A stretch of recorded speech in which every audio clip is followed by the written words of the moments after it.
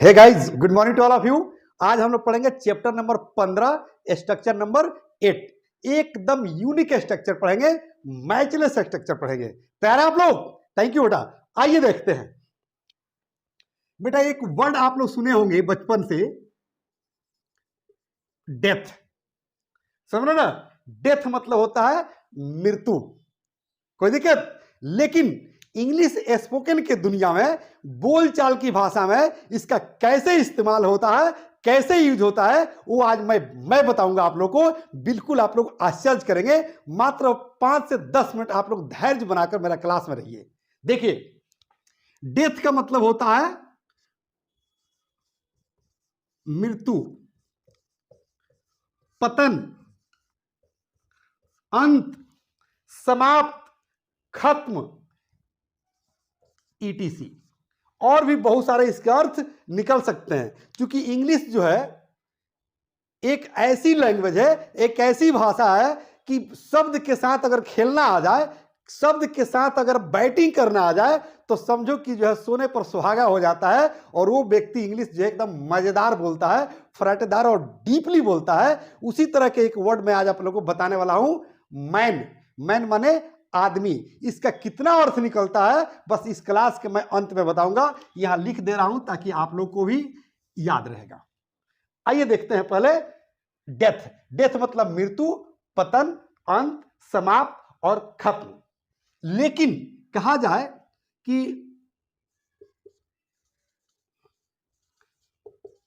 Educational death,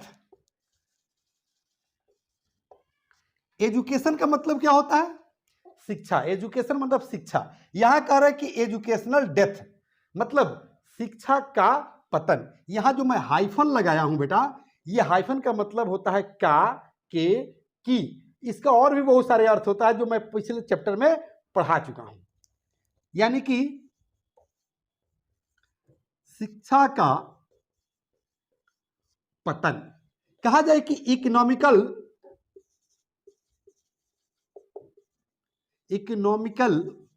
death, आर्थिक पतन। कहा जाए कि मोरल डेथ मतलब नैतिक पतन। मोरल डेथ मतलब नैतिक पतन। कोई दिक्कत? अब इस पर जो है थोड़ा सा हम जो है और सेंटेंस जो है आगे बढ़ाएंगे, क्योंकि ये अभी वाक्य खंड है। ये क्या है बेटा? वाक्य खंड है। इसका दूसरा पार्ट, ये पहला पार्ट था, इसी का जो है दूसरा पार्ट में पढ़ाऊंगा ताकि सेंटेंस और थोड़ा सा लंबा हो सके। जैसे कहा जाए कि एजुकेशनल डेथ इन बिहार, मतलब बिहार में शिक्षा का पतन। कहा जाए इकोनॉमिकल डेथ इन इंडिया, मतलब भारत में आर्थिक पतन। कहा जाए कि moral death of the people, लोगों का नैतिक पतन। कहा जाए कि political death of your party, political death of BJP, political death of Congress, political death of आप पार्टी। कहा जाए कि पॉलिटिकल डेथ ऑफ आरजेडी। कोई दिक्कत? यानी कि किसी भी पार्टी का नाम रखकर आप इस तरह से सेंटेंस बना सकते हैं और बोल सकते हैं। आइए आगे देखते हैं। जैसे एक वर्ड भी बना दूं मैं कि political death of BJP, Congress या आरजेडी या एपीपी, आप पार्टी। समझ रही है ना? यानी कि किसी भी पार्टी का नाम रख दिया। हमें किसी पार्टी से कोई प्रेम नहीं है और किसी पार्टी से कोई नफरत नहीं है। मैं प्रोफेशनली एक टीचर हूं और राइटर हूं, बस आपको पढ़ाने के उद्देश्य से मैं इस तरह से बता रहा हूं। अगर आपको कोई हर्ट हो रहा हो तो मुझे आप लोग क्षमा करेंगे। चलिए, जैसे अब इस पर हम सेंटेंस बनाएंगे कि कहा जाए कि इट हैज बीन, एकदम मजेदार सेंटेंस बनेगा, ध्यान देखिएगा, ध्यान देकर देखिएगा। जैसे कहेंगे it has been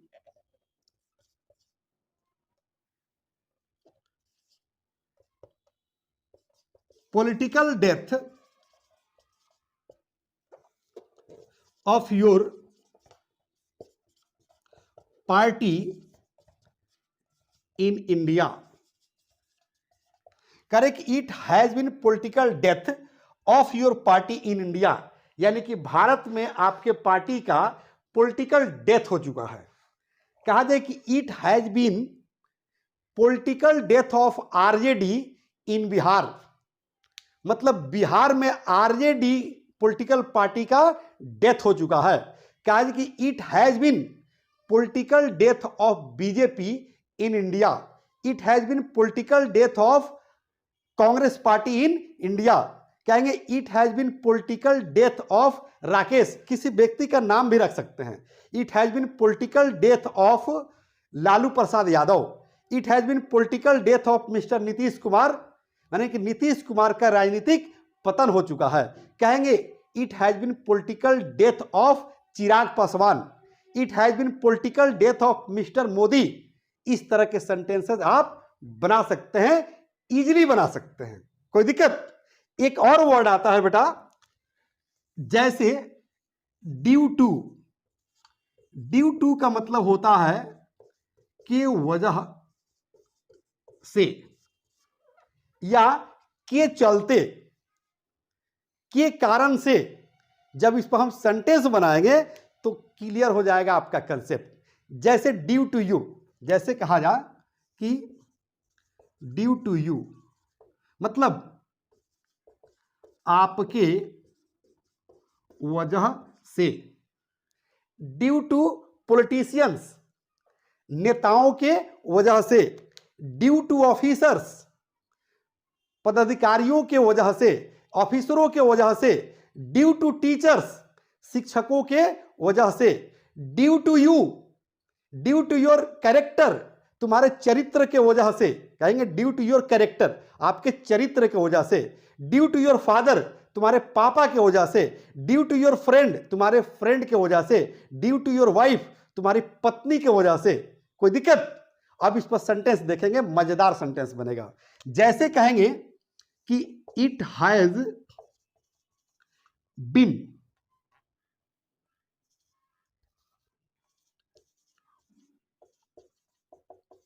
economical death in India. करें कि it has been economical death in India, Bharat में इकोनॉमिकल डेथ हो चुका है, आर्थिक पतन हो चुका है। क्यों? Due to notebandi, due to कोविड-19। नोटबंदी के जगह पर आप लोग कोविड-19 भी कह सकते हैं। कहेंगे it has been economical death in India due to notebandi, due to कोविड-19। किसी व्यक्ति का अगर पार्टिकुलर नाम रखना चाहते हैं उसका भी नाम रख सकते हैं। जैसे मेरा नाम है संजीव शिवानी, तो आप बोल सकते हैं कि it has been economical death in India due to Sanjeev Shivani. It has been economical death in India due to mister Modi, due to mister Paswan, due to mister Nitish Kumar, due to mister Lalu Prasad Yadav. समझ मारिए ना, किसी भी व्यक्ति का नाम रख सकते हैं। कहेंगे it has been educational death in Bihar due to mister Lalu Prasad and Nitish Kumar, यानी कि बिहार में शिक्षा का पतन हो चुका है मिस्टर लालू यादव और मिस्टर नीतीश कुमार के वजह से। समझ मारिए ना, इस तरह के सेंटेंसेज आप बना सकते हैं और बोल सकते हैं, कोई दिक्कत। आइए जो है मैं एक सेंटेंस और बनाता हूं। जैसे कहेंगे कि it has been moral death of the teachers officers and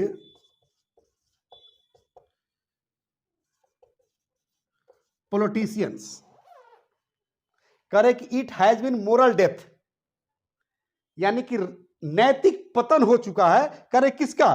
the teachers, शिक्षकों का, शिक्षकों का मोरल पतन हो चुका है। ऑफिसर्स, पदाधिकारियों का हो चुका है। अब पॉलिटिशियंस, राजनेताओं का हो चुका है। अब इस पर लंबा लंबा सेंटेंस आप खुद से बनाने का प्रयास कीजिए। मुझे जितना पढ़ाना था, अगर ज्यादा देर का वीडियो हो जाएगा तो आप खुद ही वीडियो छोड़ देंगे, क्योंकि मैंने एक वर्ड को जो है प्रोमिस किया है पढ़ाने के लिए, मैन। क्योंकि अभी बताया कि अगर वर्ड पर अगर आपको कमांड हो जाता है तो एकदम स्मार्ट इंग्लिश बोलेंगे, यूनिक और मैचलेस इंग्लिश बोलेंगे। मैचलेस का अर्थ समझ रहे हैं? मैचलेस माने होता है लाजवाब। जैसे कहा जाए कि यू आर मैचलेस, तुम लाजवाब हो। Your dress is matchless, your hair style is matchless, मतलब आपका हेयर स्टाइल लाजवाब है। मैं ये सारे स्ट्रक्चर पढ़ाऊंगा, एकदम बारी बारी से पढ़ाऊंगा, घबराने की जरूरत नहीं है। अभी प्रॉमिस किया हूं कि मैन का अर्थ मैं बताऊंगा। आइए देखते हैं। मैन का मतलब होता है आदमी। मैन मतलब आदमी। ये एकदम सिंपल वर्ड है, सब लोग जानता है। जैसे I am a man, you are a man, my father is a man, that is a man, mister Lalu Yadav is a man, mister Nitish Kumar is a man, mister Modi is a man, mister Kejriwal is a man, mister Amitabh Bachchan is a man. ये बिल्कुल आसान word है, लेकिन इसी man का मतलब होता है बहादुर। इसी मैन का मतलब होता है काबिल, कामयाब। इसी मैन का मतलब होता है हस्बैंड। हस्बैंड समझते हैं? पति। इसी मैन का मतलब होता है नौकर। अब कैसे होता है आइए मैं देखता हूं। जैसे अगर कोई मर्द मर्द को कहे, जैसे राम कहे, जैसे किसी व्यक्ति का राम नाम है और राम अगर कहता है कि किसी व्यक्ति का कि he is my man, Ram के जगह पर राम के लिए हमने ही का प्रयोग किया है। कह रहे कि ही इज माई मैन। ही जो है कोई व्यक्ति है, राम कह रहा है कि he is my man. Sorry, Ram एक अलग व्यक्ति हो गया, ही एक अलग व्यक्ति हो गया, लेकिन दोनों मर्द है। तो कह रहे कि ही इज माई मैन, मतलब यहां पर मैन का मतलब होता है नौकर। जैसे मैं मर्द हूं, किसी को कहूं कि राम इज माई मैन, मतलब राम मेरा नौकर है। Shyam is my man, Shyam मेरा नौकर है। समझ मारिए? कहा कि they are my men, man का प्लूरल होता है men, they are my men, वे सब मेरे नौकर हैं। वैसे भी हिंदी में देखिएगा पूछा जाता है कि सब कौन है, तो सब मेरे काम करने वाले हैं। तो मेरे काम करने वाले हैं मतलब मेरे वर्कर्स हैं। समझ मारिए ना?